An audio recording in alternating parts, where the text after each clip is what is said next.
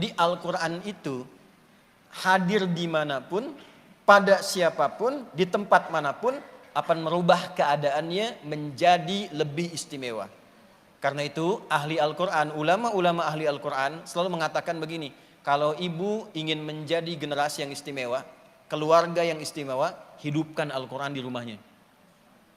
Apa jenis-jenis ibadah yang dengan mudah bisa menghadirkan ketenangan dan menghilangkan kegalauan? Saya berikan karena waktunya terbatas hari ini, 2 saja. Ada enggak doa spesifik yang bisa dibaca mengentaskan galau dalam sujud? Ada. Bahkan bisa dibaca di luar sujud. Kalau doa tadi ingin dijadikan zikir, ya bacakan itu dalam kesempatan pagi dan petang. Pagi setelah sholat subuh, petang setelah sholat asar. Jelas? Baca, insya Allah terjaga. Tapi harus punya keyakinan.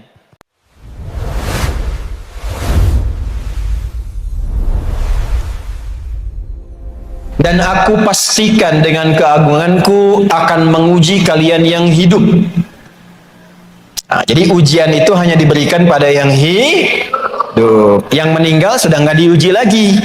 Tapi membawa pertanggungjawaban dari hasil ujian. Awas, jangan salah kesimpulan. Oh, kalau sudah meninggal ujian akan hilang, nggak ada lagi. Jadi memutuskan mengakhiri hidup misalnya. Mohon maaf, dengan keputusan itu justru itu jadi berat setelah meninggal karena dipertanggungjawabkan di hadapan Allah. Jangan salah kesimpulan. Ya, ambil rumusnya. Wala nabluwannakum, dan dengan keagunganku aku akan uji kalian yang hidup berbanding lurus dengan ujian. Setiap orang yang hidup pasti diuji. Lompat dulu. Quran surah 2 ayat 286. La yukallifullahu nafsan illa, Allah tidak mungkin menguji seorang hamba di luar batas kemampuan. Berarti sifat ujian yang pertama, jika ada seorang hamba diuji, dia dinilai oleh Allah sanggup, punya kemampuan mengatasi ujian itu. Gak mungkin Allah menguji seorang hamba kalau tidak sanggup. Tapi kalau ibu siapapun hadir hari ini, sedang punya masalah, sedang punya persoalan, ibu harus punya keyakinan bahwa hanya ibu yang sanggup yang bisa menyelesaikan itu. Sebab kalau Allah tidak menilai sanggup, ibu gak akan mungkin dikasih. Ustaz Adi gak sanggup, makanya saya gak dikasih. Ibu yang sanggup. Harus yakin, karena gak mungkin Allah kasih kalau gak sanggup tuh gak mungkin. Itu dulu. Nah, setiap orang hidup pasti ada ujian. Ya. Sifat ujian, perhatikan, sifat ujian berbanding lurus dengan kadar kesanggupan.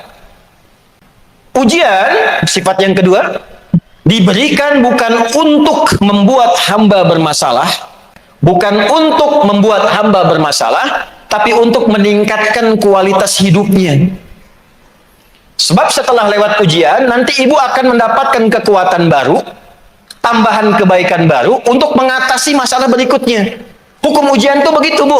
Kalau ibu sudah ujian pasti naik kelas, bahasa gampangnya gitu. Ibu punya anak di SD, cucu ada. Mungkin nggak naik SMP kalau nggak ujian? Ujian dulu kan? SMP ke SMA, ujian nggak? Ujian dulu. Nah, ibu bisa paham yang seperti itu. Kenapa nggak dipakai logika itu untuk kehidupan? Jadi kalau sedang punya masalah, caranya bagaimana supaya merasa enak? Ketika sedang diuji, alhamdulillah, ini saya mau naik kelas di depan saya ini. Kalau saya lewat ini, ada hadiah yang Allah ingin kasih. Paham? Balik logika awal. Hidup sama dengan apa? Artinya sepanjang masih hidup pasti Artinya kalau tidak ingin diuji berarti tidak ingin hidup. Pelan-pelan. Ujian bentuknya masalah. Setiap orang hidup pasti punya masalah. Nah, ibu pun yang begini tenang, senang, manis-manis, senyum, belum tentu nggak punya masalah. Nah, tapi ya wajar karena kita sedang hidup pasti punya masalah. Kalau sudah wafat baru masalah selesai. Nah, pertanyaannya siapa yang tidak ingin punya masalah? Angkat tangan. Sudah, kalau gitu jangan mengeluh. Jelas? Nah, di antara ujian itu, di antara masalah itu ada sifat-sifat dasar. Yang pertama apa? Minal khauf, nomor 1 urutannya, gelisah. Walanabluwannakum bisyai', dan sungguh dengan keagunganku kalian yang masih hidup akan diuji dengan beragam macam persoalan kehidupan untuk meningkatkan kualitas hidupmu, untuk menjawab doa-doamu. Jadi ketika ibu berdoa dijawab oleh Allah, tanda doa dijawab itu ujian dulu. Ya, ibu minta mobil, diuji dulu. Kira-kira kalau dapat mobil sanggup enggak mengemban amanah itu sampai dihisab? Tuh. Itu poinnya. Lalu diberikan ujian. Makanya kalau ibu sedang diuji, ibu harus bersyukur. Karena itu tanda awal Allah ingin menjawab doa ibu. Itu cara melihatnya begitu. Kalau tidak belajar fikih ujian, nggak enak rasanya. Kenapa harus saya, ya Allah? Kenapa engkau tidak berikan pada Ustadz Adi aja? Tidak begitu juga. Jelas, minal khauf. Yang pertama apa?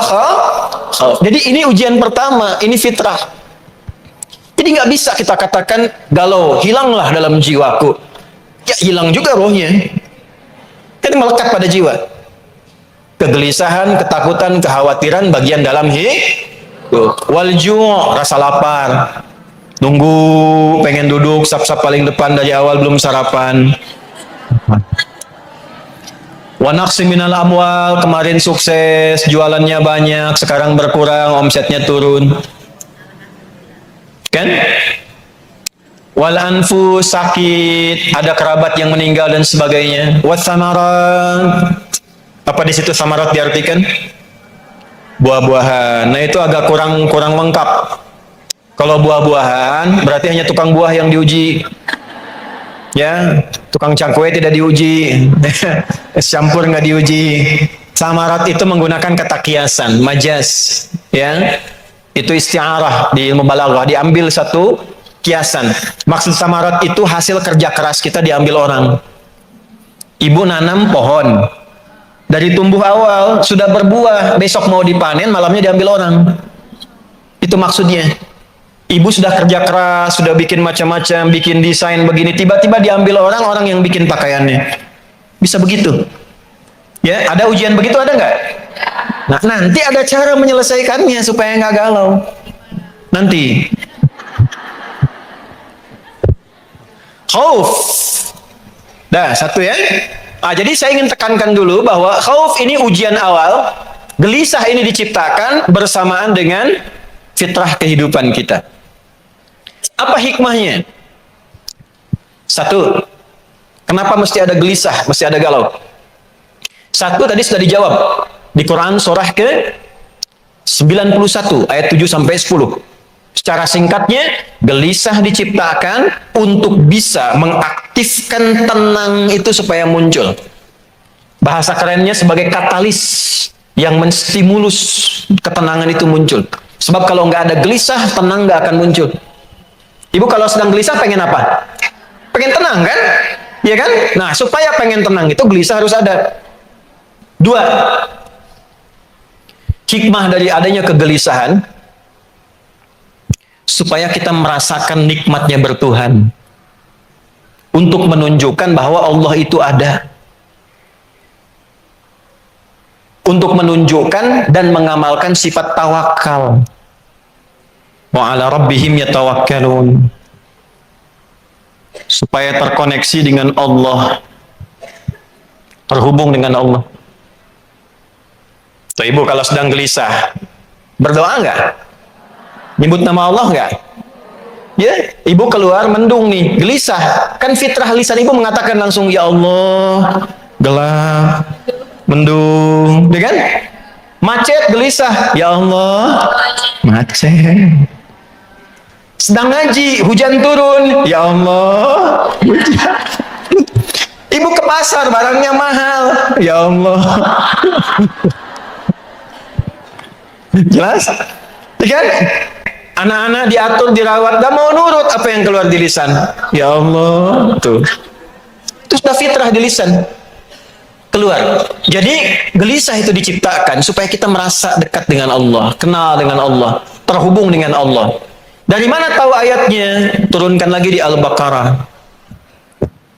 Surat keberapa? Surat kedua. Ayat keberapa? 150. Makanya ibu ngaji. Wa min haitsu kharajta fawalli wajhaka syatral masjidil haram wa haitsu ma kuntum fawallu wujuhakum syatrah lialla yakuna lin-nasi 'alaikum hujjatun illa alladhina zalamu fala takhshawhum wakhshawni.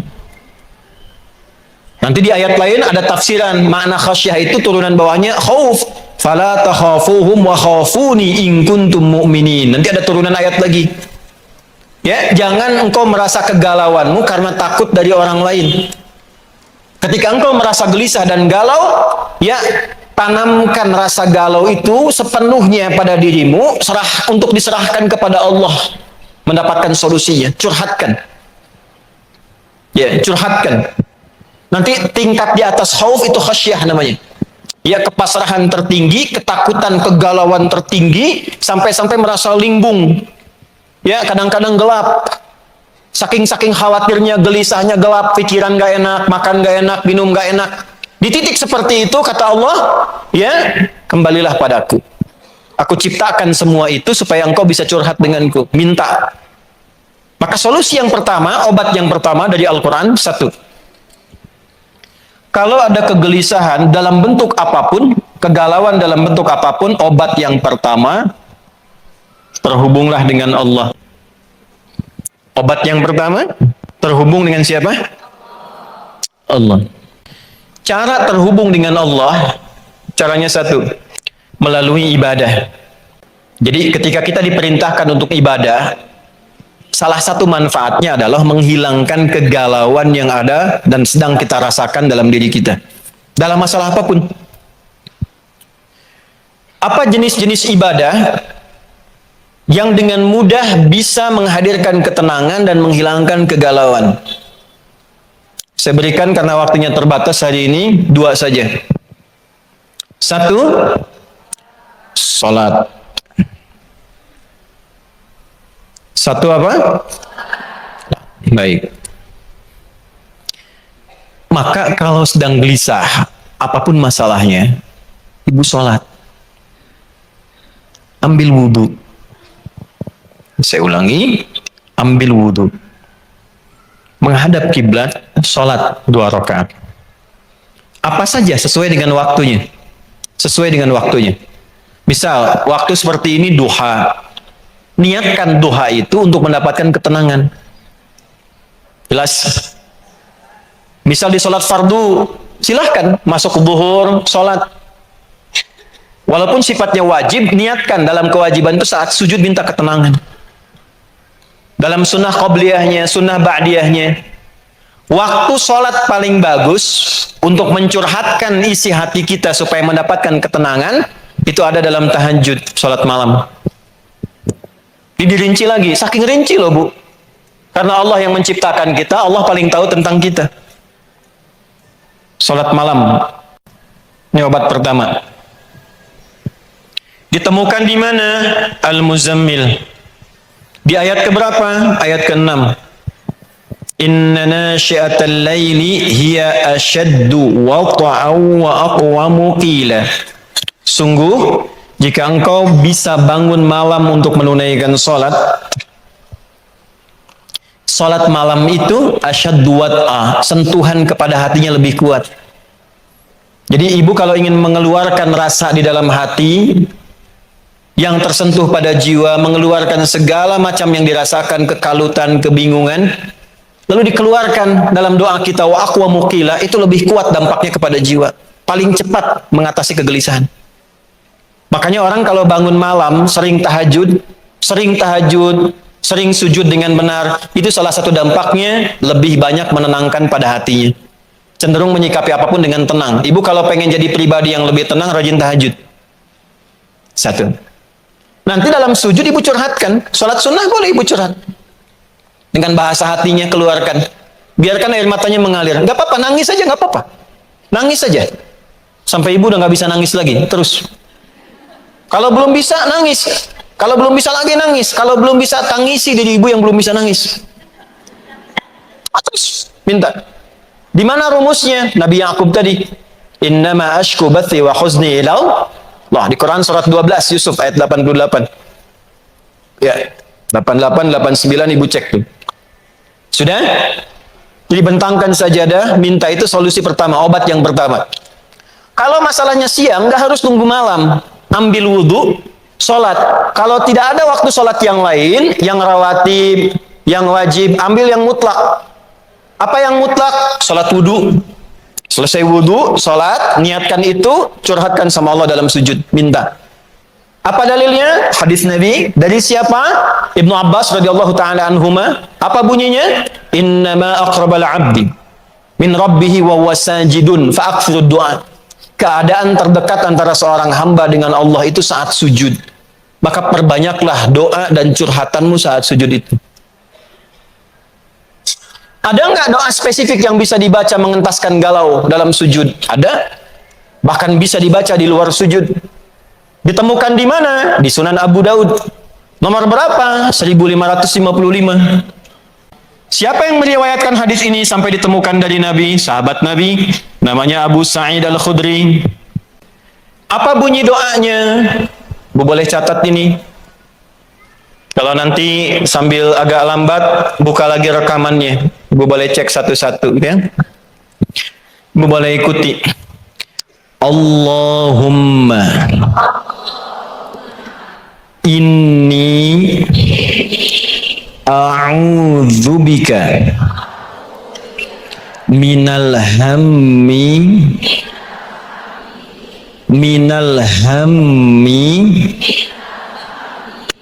wal hazani wa minal ajzi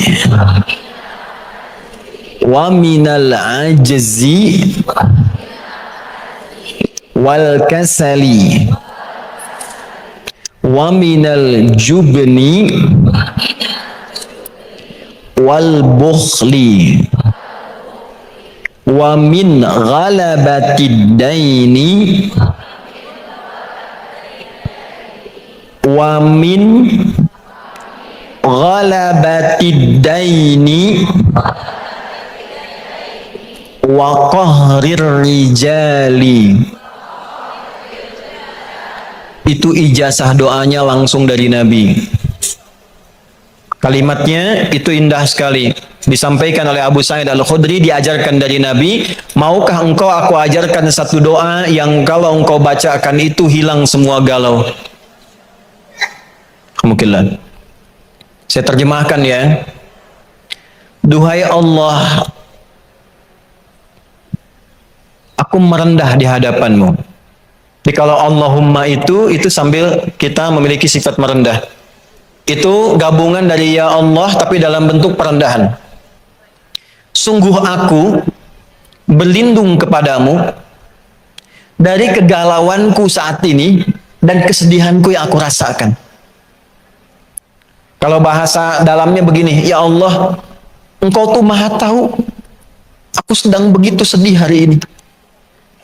Begitu gelisah, begitu galau akan persoalan hidupku. Aku berlindung kepadamu dari segala kegalauan dan kesedihan yang aku rasakan hari ini. Wa minal ajzi wal kasali, dan aku berlindung padamu dari kelemahanku untuk mengatasi ini. Engkau yang maha kuat. Engkau yang bisa menghilangkan. Engkau yang bisa memberi solusi. Wal kasali, dan dari kemalasanku yang mungkin dengan malas itu masalahku tidak pernah tuntas.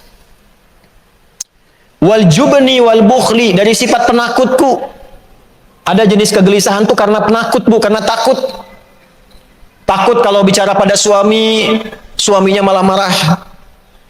Takut kalau bertindak pada anak, anak malah lari. Maka kita serahkan kepada Allah yang punya dan memiliki hati suami, hati anak, hati tetangga dan sebagainya. Jubni wal bukhli, rasa pelit. Mungkin masalah ini hadir karena saya ini pelit. Pelit berbagi, pelit cerita, pelit senyum, pelit berbuat baik. Wa ghalabatid daini, ya Allah, mungkin kegelisahan, ketakutan, kekhawatiran ini karena terlilit utang piutang. Pikiran banyak. Wa qahrir rijal, dan diintimidasi oleh orang. Perasa kan? Jadi kalau tidak disebutkan kapan kejadiannya, siapa yang mengalami, ini artinya 6 hal yang disebutkan dalam doa ini akan dialami siapapun di setiap masa. Tidak ada orang tidak gelisah. Ustadz juga gelisah. Ustadz juga sedih. Sedih kalau nerangkan 2 jam jamaah nggak paham-paham. Ya, sehingga masuk pada kategori yang keempat dalam berfikir. 1, ada jamaah yang berfikir. 2, ada jamaah yang sedikit berfikir. 3, ada jamaah yang tidak berfikir, yang penting datang lihat ustaz selesai. 4, ini yang repot, ada jamaah yang pikiranun. Jadi pikiran buat ustaz. Itu doanya tadi ya. Tolong dipegang, dirangkum saat sujud, minta. Tapi mintanya pakai hati. Ya, selesai sholat minta. Mintanya merendah, makanya pakai Allahumma. Jangan, kalau berdoa sama Allah jangan mengangkat diri. Ya Allah, engkau tahu kan aku sedang sedih. Nah, itu buang sifat begitu ya. Nah ini obat yang pertama, tunaikan dalam sholat. Kalau bisa waktunya kapan Tapi kalau punya masalah siang tidak harus tunggu malam. Kalau doa tadi ingin dijadikan zikir, ya, bacakan itu dalam kesempatan pagi dan petang. Pagi setelah sholat subuh, petang setelah sholat asar. Yes. Baca, insya Allah terjaga. Tapi harus punya keyakinan. Saya ulangi dulu sebentar, paham tidak? Jelas. Jadi obat galau yang pertama apa? Nah, kalau sedang punya masalah, curhatnya dalam nah, bukan di Instagram, bukan di Facebook. Jadi jangan pernah setelah kajian ini menulis lagi di Instagram. Aminkan ya. Nah, gagal saya ngajar hari ini. Ya, jelas? Bikin status. Galau, sholatlah. Jelas? Mungkin bukan karena hartamu yang kurang banyak, bukan karena kedudukanmu yang kurang tinggi, mungkin karena sholatmu yang kurang terhubung dengan Allah secara baik. Itu yang menjadikan kegalauanmu tidak pernah tuntas. Bikin di bawah, tenang itu sederhana. Sholat. Yo, bikin status tuh.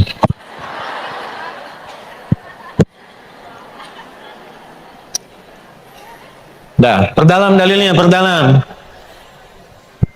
Adakah perintah dalam Al-Quran? Ini kan baru isyarat tadi. Isyarat kan? Perintah jelasnya ada nggak? Ada.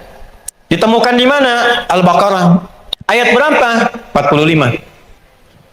Wasta'inu bis-sabri. Kita ibu hafal ayatnya. Kenapa nggak digunakan? Surat 2 ayat 45. Wasta'inu. Tunggu sebentar, saya mau terjemahkan. Wasta'inu, dan jika kalian punya masalah dalam hidup, mintalah solusinya. Pertama, bisabri, dengan cara minta solusinya pada Allah dengan cara, 1, sabar dulu, terima itu. Terima dulu. Bagaimana cara sabar? Tadi balik ke atas, Bu. Alhamdulillah saya yang dipilih bukan yang lain, karena yang naik kelas itu saya. Yang punya kemampuan itu saya, pasti bisa. Insya Allah bisa. Bisa. Katakan, itu nanti ada ayatnya itu. Katakan pada diri kita, di balik semua yang sulit ini pasti ada solusinya. Di surat apa itu? Al-Insyirah. Surah keberapa? 94. Apa nanti bunyi ayat terkait itu? Inna ma'al usri. Katakan, di balik semua yang sulit pasti ada solusinya. Kalau ibu sudah punya keyakinan gitu, hatinya lapang. Kelapangan hati dari beragam masalah yang ada itu disebut insyirah namanya. Karena itu ayat pertamanya alam nasyrah laka.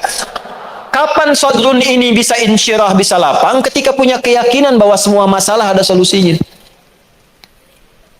Itu dulu yang praktekkan sampai sekarang. Orang Jepang tuh nggak tahu ayatnya secara umum ini. Tapi mereka itu kalau ada apa-apa, kamu bisa. Dulu tahun 95-96 itu di TPI ada acara Benteng Takeshi. Sore itu. Dan saat ingin menaklukkan benteng itu ada tank kan, di sampingnya mengatakan, kamu bisa, kamu bisa, kamu bisa, gitu ya. Saya masih ingat tuh. Saya ingat gak Bu? Ingat kan? Kenapa nyambung ke sana itu ya? Nah, ini satu dulu ya.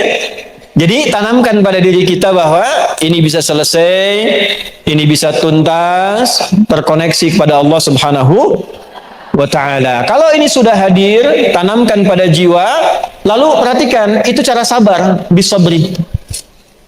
Lalu wassalah, nggak sampai di situ. Tunaikan sholat, dalam sholat itu minta, koneksikan dirimu pada Allah, minta solusinya.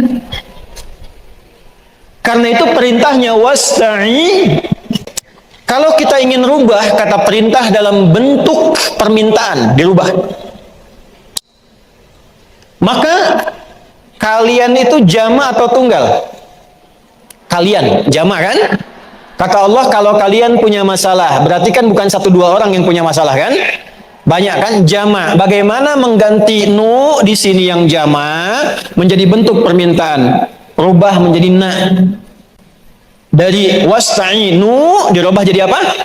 Nah, karena nu perintah, jadi permintaan dikedepankan na-nya. Nah, lalu ista'innya digabungkan dengan na, berubah makna menjadi kami minta ya Allah. Jadi nasta'in.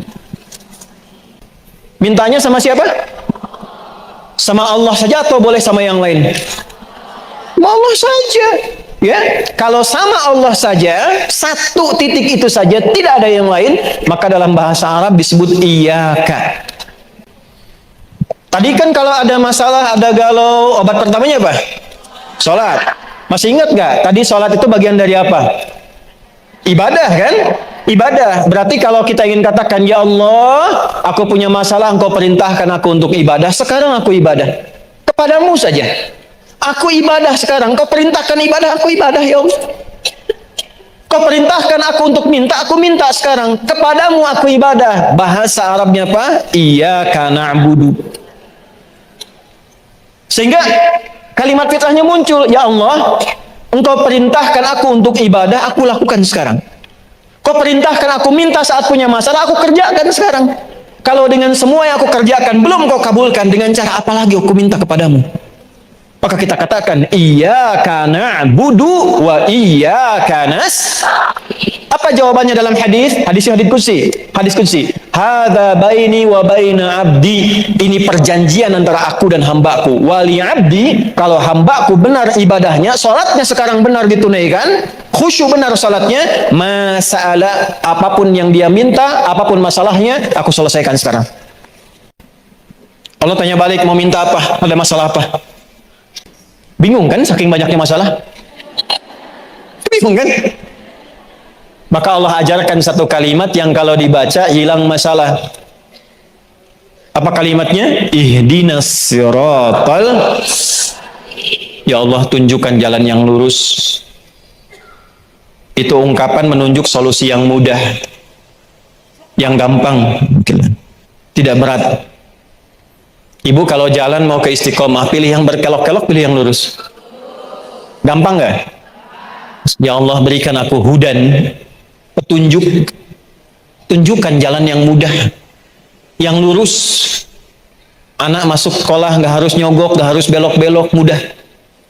Suami mau cari kerja, mudah. Istri di rumah tangga, mudah.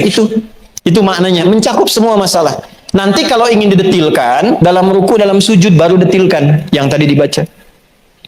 Tapi kalau ingin cepat dijawab, sholatnya yang benar.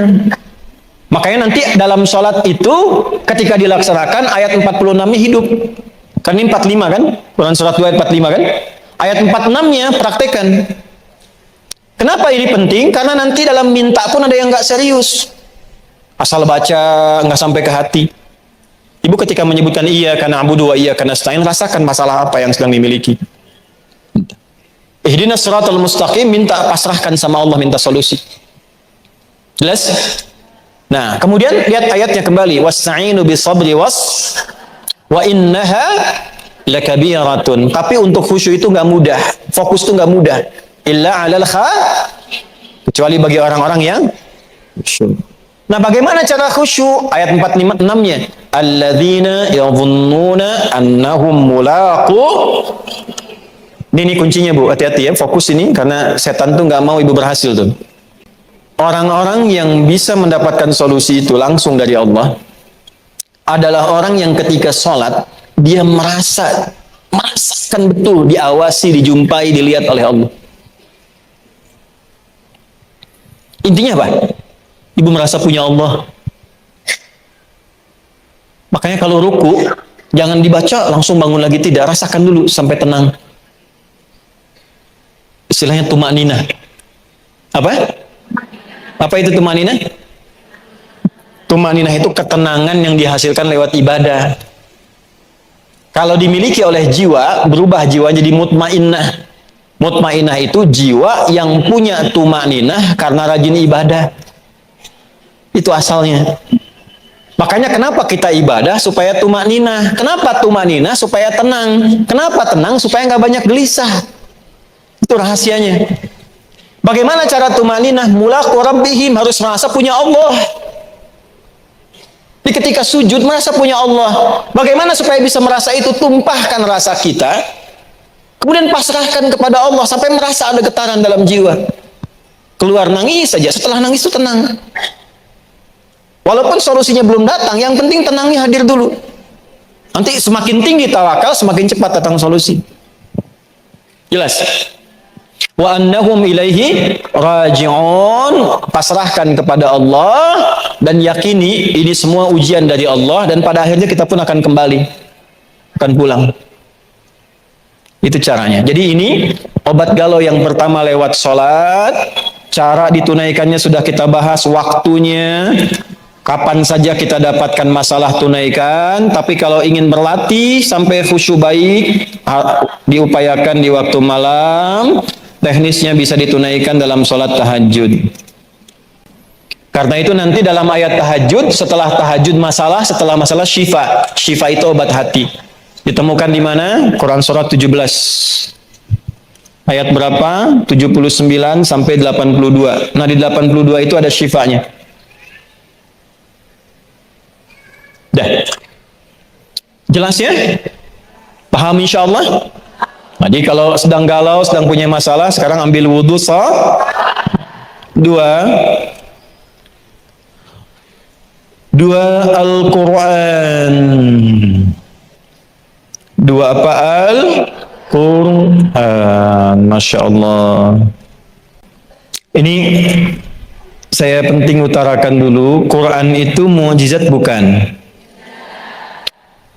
Suratnya atau ayatnya juga? Ayatnya juga. Hurufnya mukjizat bukan? Harakatnya mukjizat bukan? Nah, karena semua mukjizat, pertanyaannya apa itu mukjizat? Oh, gue bilang mukjizat tapi nggak tahu mukjizat. Keistimewaan dari Allah. Mukjizat itu dari kata ajaza yu'jizu, yang mengalahkan, yang melemahkan segala sesuatu yang bermasalah. Artinya apa? Obat dari segala masalah, solusi dari semua persoalan. Yang melemahkan siapa yang menantang. Jadi yang bisa melemahkan galau, gelisah, kesedihan, itu ada di antaranya adalah Al-Quran. Pertama, kalau sedang gelisah, sedang gak enak, ambil wudhu, buka mushaf. Ibu baru buka mushaf saja, itu sudah mendapatkan ketenangan. Itu dahsyatnya Quran. Yang lebih luar biasa, ibu buka acak, itu kadang langsung ayatnya sesuai dengan kebutuhan dan masalah ibu. Bisa terjadi begitu. Ya, ada gelombang dalam tubuh kita yang nyambung dengan pembukaan mushaf, begitu dibuka, loh kok ayatnya ini seperti yang saya rasakan. Dah. Kemudian lanjut pelan-pelan. Kalau ibu punya kemampuan, pilih ayat atau surat-surat yang sesuai dengan masalah ibu sendiri. Tapi ini tidak mudah. Kadang harus tanya. Ya, misal saja. Ada masalah di rumah tangga. dengan suami misalnya. Maka ada Al-Quran misal di surat An-Nisa ayat 34 misalnya sampai 35. Itu kalau sudah fatal-fatal sekali dan sebagainya. Ya. Ada masalah dengan anak misalnya, Quran surat 17 ayat 23 sampai dengan 27. Anak masih kecil, cucu kecil dibawa-bawa supaya lurus ke depannya, khawatir jadi apa? Quran surat 31 Luqman tuh. Bisa dari ayat 12 sampai 19 ya. Bisa. Kemudian nanti ada surat-surat yang menjaga kita tiap pekanan. Misalnya nanti kalau malamnya itu Yasin. Ada fadilahnya. Siangnya itu Al-Kahf. Di Jumat, kalau bisa Jumat baca 2 surah. Malamnya apa? Yasin. Siangnya apa? Kahf. Sampai Nabi berkata begini, man qara'a suratal kahfi fi yaumil jumu'ati adha'a lahu minan nuri bainal jum'ataini. Paham? Tidak. Siapapun yang baca surat Al-Kahfi di hari Jumat, maka Allah akan memberikan nur pada dirinya, cahaya di setiap 2 Jumat. Artinya dari Jumat satu ke Jumat yang lain Allah kasih cahaya pada dirinya. Nur itu disebutkan 45 kali dalam Al-Quran, dibagi dalam 12 makna. Di antara maknanya ada perlindungan dari Allah, solusi dari masalah. Jadi kalau sebulan sekali dibaca, setiap bulan dapat cahaya dari Allah selama 1 tahun 12 bulan dijaga. Ya. Jadi kalau nanti di surat Yasin ada penjagaan pada jiwa, di surat Al-Kahf penjagaan kepada raga. Jelas? Kalau sedang sedih di rumah tangga, masalah banyak dan sebagainya, surat Yusuf misalnya. Yusuf. Ya, ada orang-orang yang pakar, para ulama di bidang ahli Al-Quran, mengeluarkan keutamaan surat dan ayat-ayat Al-Quran. Semuanya punya topiknya masing-masing. Semua ayat Quran itu mukjizat. Kalau ibu ingin penjagaan dalam hidup sampai meninggal di alam kubur, khawatir nanti kalau meninggal bagaimana? Baca surat Al-Mulk. Jelas? Ada nggak ustadz yang pendek-pendek dikit? Kalau sedang gelisah umum, gelisah, nggak enak, nggak tenang. Menemukan tetangga masa gitu, dan teman-teman nggak enak dan sebagainya. Ada 2 surat langsung, surah 93 dan 94. Ad-Duha dan Al-Insyirah. Upayakan ibu baca dalam sholat. Misalnya subuh, rakaat pertama Ad-Duha, kedua Al-In. Itu satu paket ya bu. 2 surat itu berpasangan, turunnya bersamaan. Tuh. Malam mau tidur, keganggu, gelisah. Oke lah. Lihat anak gelisah. Ibu mimpi nggak enak. Ya kan? Bangun, gelisah, nggak bisa tidur. Baca 3 surat dan plus 1 ayat. 3 suratnya membuat kita akan lebih merasa nyaman, lebih dingin, lebih adem, lebih cool. Maka 3 cool. Qul huwallahu ahad. Qul a'udzu birabbin. Nah, 3 surat ini membuat diri kita lebih cool, terlindungi. Disebut dengan muawwadzatis salat.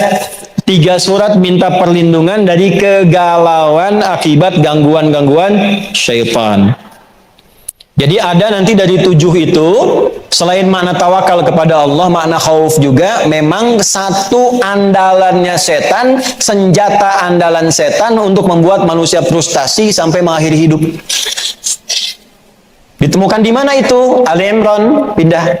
Surah keberapa? Ketiga. Ayat berapa? 175. Innama dzalikumus syaitanu yukhawwifu awliya'ah. Quran surah ketiga ayat 175. Ada? Innama dzalikumus syaitanu yukhawwifu awliya'ahu fala takhafuhum wa khafuni in kuntum mu'minin. Itu yang tadi saya katakan, tafsir dari Al-Baqarah ayat 150 salah satunya. Sungguh yang mengakibatkan kadang, maaf ya, merasa depresi, anxiety, kebingungan, kegalauan, kegelisahan yang dalam. sampai menghukumi ini nggak mungkin, nggak bisa, stres dan sebagainya, nggak bisa melakukan apa-apa. Itu salah satu faktor yang terdalamnya sebetulnya bukan karena masalahnya, karena setan mengaktifkan senjata utamanya, membuat jiwa orang itu berkesimpulan bahwa ya sudah nggak bisa apa-apa saya, sehingga kemampuannya nggak aktif. Alih-alih menyelesaikan masalah, dia memvonis dirinya sendiri, ditakut-takuti sama setan. Itu bahasanya innama dzalikum syaitan. Itu yang menyebabkan demikian tuh setan.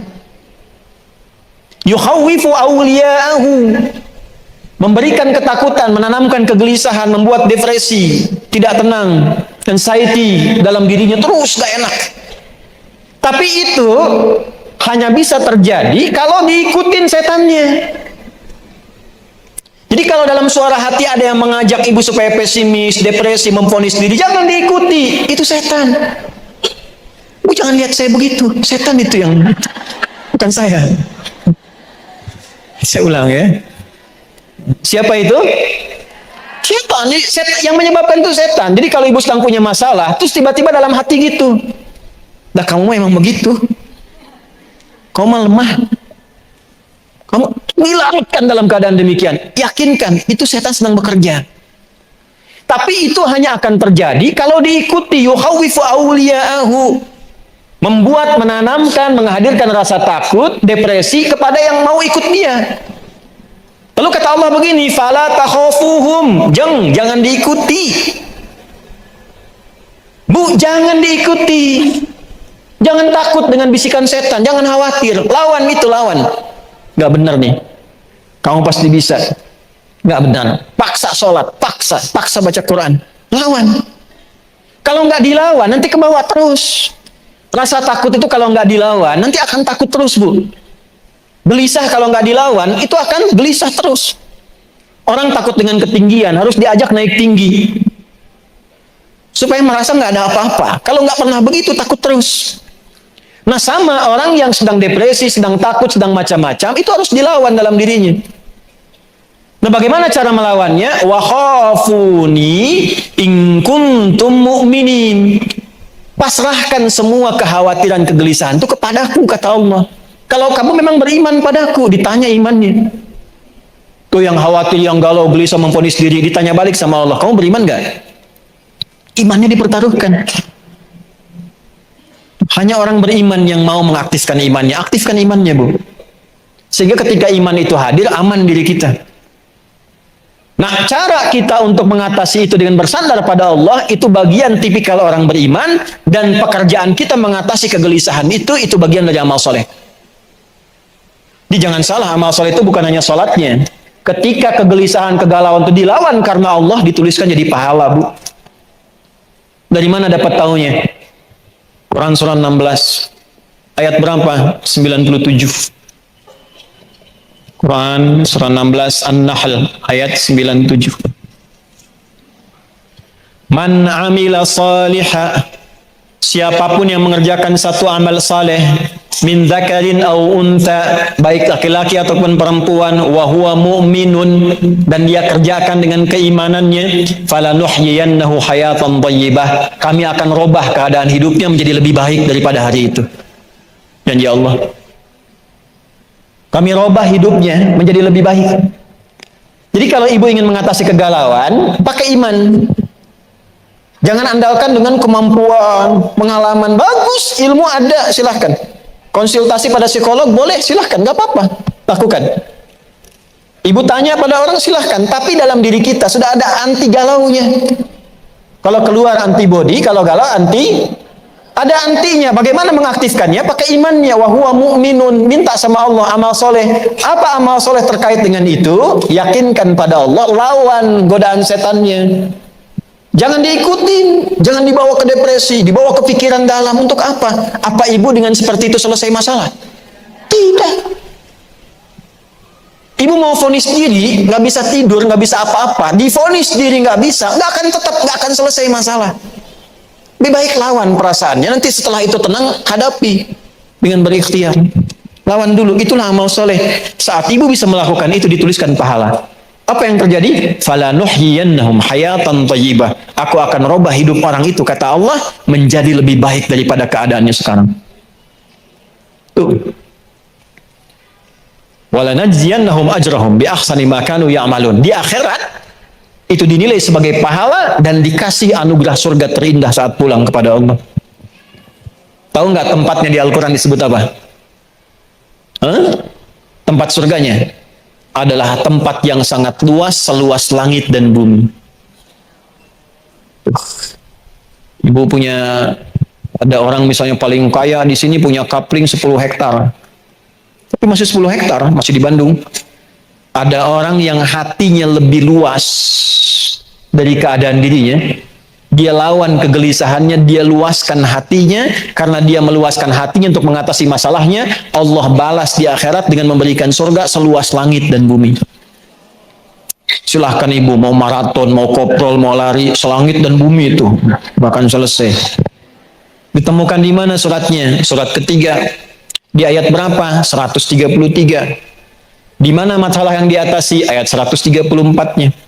Apa bunyinya? Wasari'u ila maghfiratin mir rabbikum wa jannatin 'arduha as-samawati wal ardu u'iddat lil muttaqin. Oh. Ayo bergegaslah, cepat evaluasi diri. Koreksi diri. Sedang kalau koreksi, kenapa harus begitu? Minta ampunan sama Allah, zikir, istighfar, pakai istighfarnya. Ya, kan tahu ada istighfar galau kan? Pernah nggak keluarkan ayatnya istighfar galau? Galau dalam kegelapan, gelap, melihat masalah, ada istighfarnya. Di mana ditemukannya? Surah 21. Ayat berapa? 87 sampai 88. Surat Al-Anbiya. Wa dhannuni idh dhahaba mughadiba. Wa dhanna an lan naqdira alaihi fanada fi dhulumati. Ini istighfarnya. Alla ilaha illa anta subhanaka inni kuntu minal. Tuh, itu udah tahu. Tuh, karena selama ini banyak menghafal, jarang dipraktekan. Sampai situ ayatnya nggak dituntaskan. Coba lihat ayat seterusnya apa? Coba lihat ayat seterusnya apa? Fastajabna lahu. Langsung kami jawab. Kalau zikirnya benar, istighfarnya benar, dijawab. Kemudian, wa kasyafna ma bihi min gham. Wa kadzalika nunjil mu'minin. Perhatikan. Lalu kami bukakan gham. Apa itu gham? Gham itu asalnya awan gelap yang menutupi seakan-akan gelap karena masalahnya itu sulit. Kenapa dibuat gham? Padahal Nabi Yunus ini terperangkap dalam ikan besar kan? Ya kan? Di dalam ikan kan? Tapi jawabannya kami bebaskan dari kegelapan yang menyelimuti. Artinya apa? Ada orang nanti di masa depan, alhamdulillah. Ada orang di masa depan tidak harus masuk ke dalam perut ikan. Tapi punya masalah yang membuat dirinya gelap. Seakan-akan mau jalan susah. Pikiran susah. Saking gelapnya sulit melangkah. Pakai zikir itu, rasakan suasananya, maka Allah katakan, wa kadzalika nunjil mu'minin. Jangankan Yunus, kalau ada manusia di depan memiliki persoalan yang sama, walaupun tidak masuk ke dalam perut ikan, punya masalah yang membuat dia gelap, kami selamatkan orang beriman ini seperti kami selamatkan Yunus. Tapi mukminin harus pakai iman. Jelas? Nah, ngaji begitu. Ayatnya keluarkan. Suratnya, baca itu, zikirnya, itu algoritmanya namanya. Nah nanti Quran tadi simpan di tempat-tempat yang baik, simpan. Mau tidur, kalau tidur bisa lihat mushaf, di tembok disimpan, dikasih raknya dikit, simpan di tempat-tempat yang baik. Apa fungsinya? Kalau ibu minimal sedang gelisah, tiap hari lihat Quran, itu ke hati itu ada ketenangan. Yang kedua, ini dahsyat ini. Biasakan murattal hidup di rumah. Beda. Ruangan yang diisi Quran dengan yang nggak ada Qurannya itu beda. Lain. Bu kalau nggak percaya, dicoba ya. Saya cerita karena coba di rumah.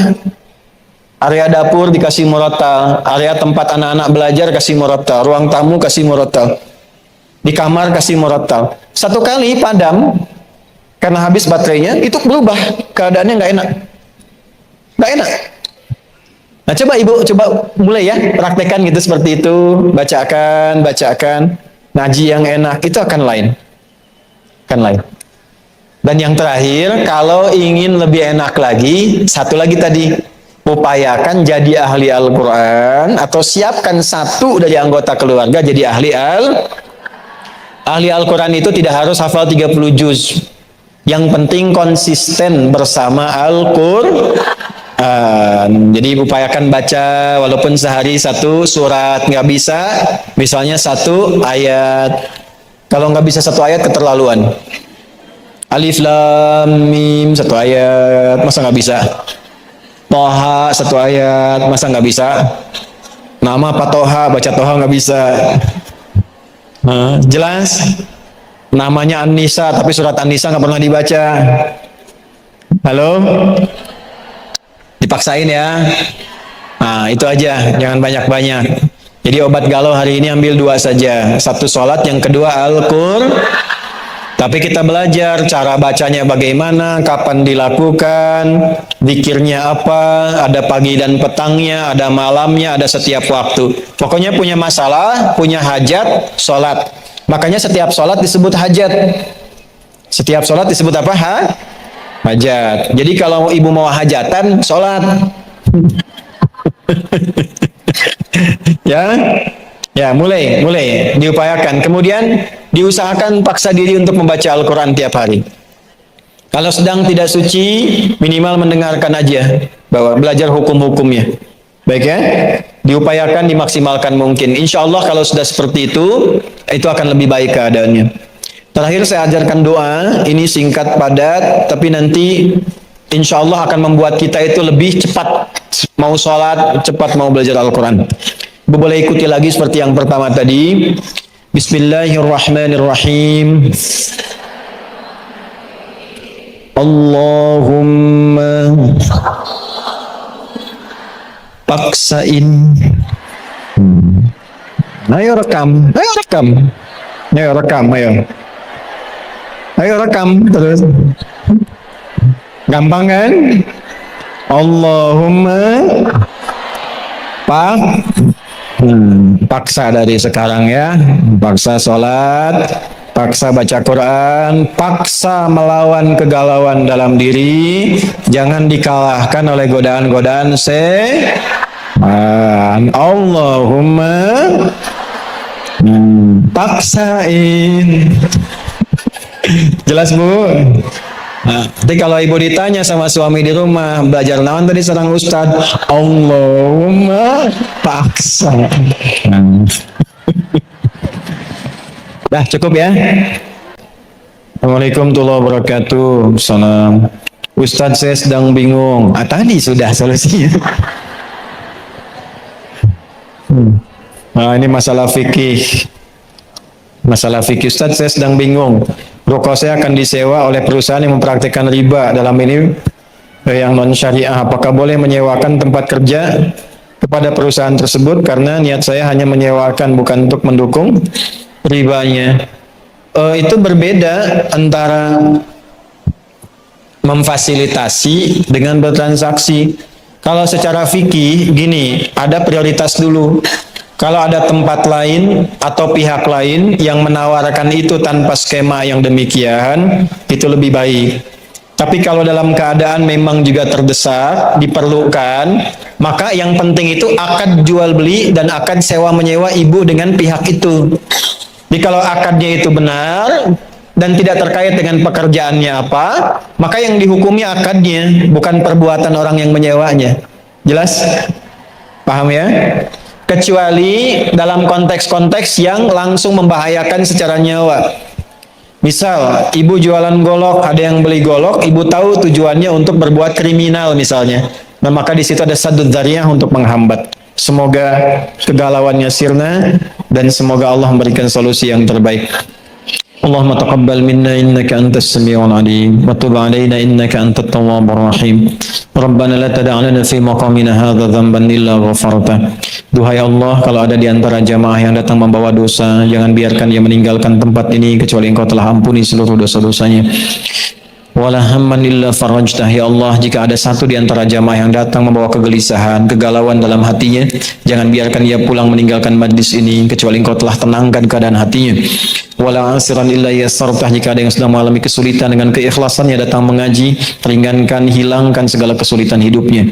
Wala maridan illa syafaitah, jika ada yang sakit mohon sembuhkan.